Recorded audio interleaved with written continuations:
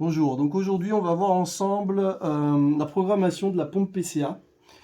Donc pour ce faire, vous avez besoin de la prescription médicale de votre médecin, ainsi que de la feuille de calcul qui correspond en fait à la prescription, c'est-à-dire qu'on a traduit la prescription médicale en paramètres pour pouvoir les rentrer. Donc tous les paramètres que vous avez sur la feuille de calcul vous servent en fait à programmer la pompe qui est là.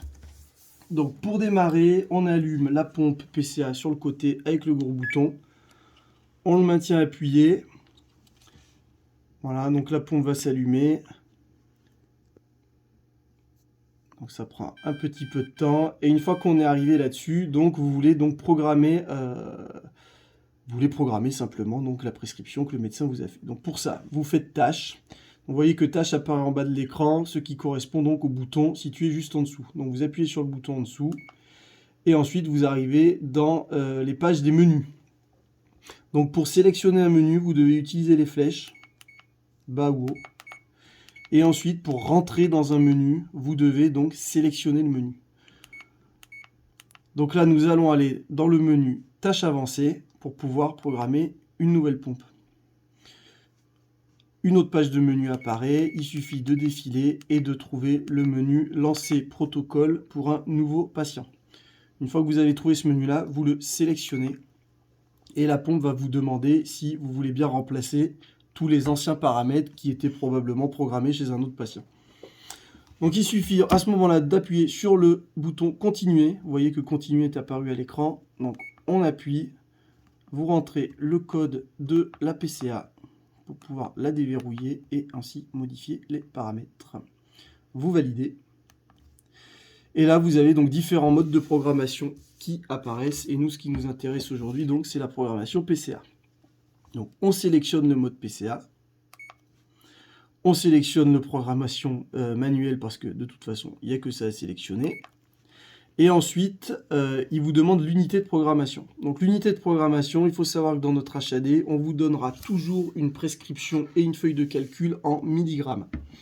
Voilà, c'est la première source d'erreur qui est commise par les gens qui programment les pompes. Donc nous, on est bien toujours en milligrammes. Donc il suffit de sélectionner et la pompe va vous demander après quelle concentration rentrer. Donc là, c'est simple, vous prenez votre feuille de calcul, la concentration, c'est la première ligne. Donc là, dans le cadre de ce patient, on veut du 50 mg. Il suffit d'utiliser les flèches et d'arriver sur le bon chiffre. Donc on est bien à 50 mg par millilitre. Et on peut confirmer à la pompe que c'est la concentration qu'on veut. Donc là, la pompe, à partir de ce moment-là, à chaque étape, elle va vous demander de vérifier tout ce que vous faites. Donc là, vous voyez, elle nous demande si c'est correct. Donc on est bien en mode PCA et on a bien une concentration de 50 mg par millilitre dans la cassette. Donc là, il suffit de valider avec oui. On valide. Et ensuite, il va falloir donc rentrer les autres paramètres. Donc il va falloir revoir les paramètres de la pompe. Donc vous cliquez sur revoir. Et là, vous avez les paramètres à rentrer. Donc pour régler un paramètre, il suffit de sélectionner le paramètre. Donc là, par exemple, pour le débit continu, on sélectionne. On se réfère à notre feuille de calcul. Le débit continu est de 20 mg par heure. Avec l'aide des flèches, on monte jusqu'à 20 mg par heure. Je vais aller un peu trop haut. Voilà. On confirme. Et là, la pompe va nous demander est-ce qu'on est bien en débit continu à 20 mg par heure. Et on lui met oui. Pareil pour la dose bolus. On sélectionne. On prend notre feuille de calcul. Les bolus sont à 30 mg. On monte à l'aide des flèches jusqu'à 30 mg. On confirme. Et la pompe nous demande toujours est-ce qu'on est bien en dose bolus 30 mg. On lui indique que oui. Et on enregistre. Ensuite, la période réfractaire. Donc la période réfractaire, ça correspond à la période entre deux bolus. Donc là, c'est pareil, il suffit de sélectionner.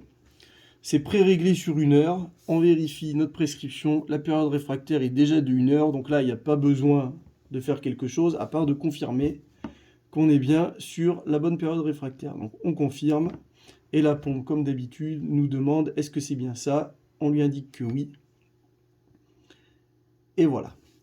Ensuite, là, vous avez un paramètre qui s'appelle le débit MVO. Ça veut dire débit moyen pour que la veine reste ouverte.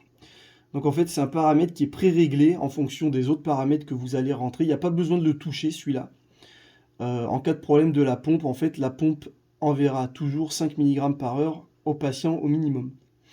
Vous pouvez constater aussi que c'est le seul chiffre qui apparaît en vert sur l'écran. Donc celui-là, on ne le touche pas. Ensuite, le volume résiduel, ça correspond donc au volume total qu'il y a de présent dans votre cassette. Donc on sélectionne, on se réfère pareil à la feuille de calcul et on voit que le volume résiduel obtenu dans la cassette est dans ce cas de figure 170. On monte jusqu'à 170. Et donc, une fois qu'on est arrivé à 170, vous pouvez enregistrer.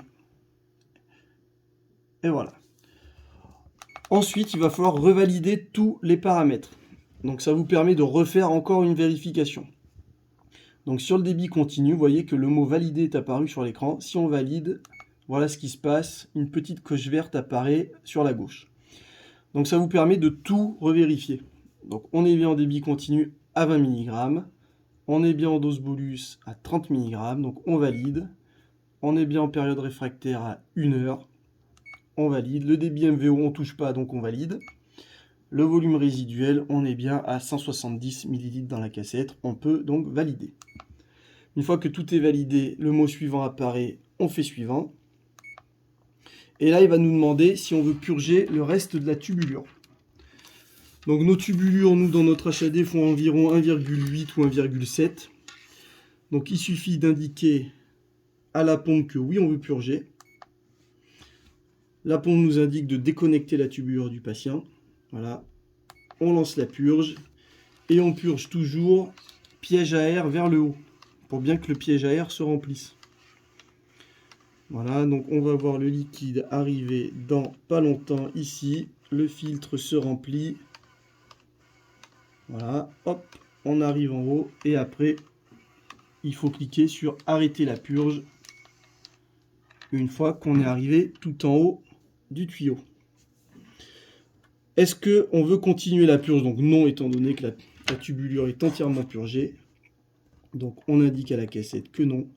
Et là, il suffit de brancher donc la pompe à votre patient et de démarrer. Et qu'est-ce qu'on constate? Que en haut de l'écran, tout est vert. Que la purge a déjà été déduite du volume de la cassette. Que la batterie est pleine et que là, nous sommes en mode que la pompe marche. Voilà, qu'elle est en continu.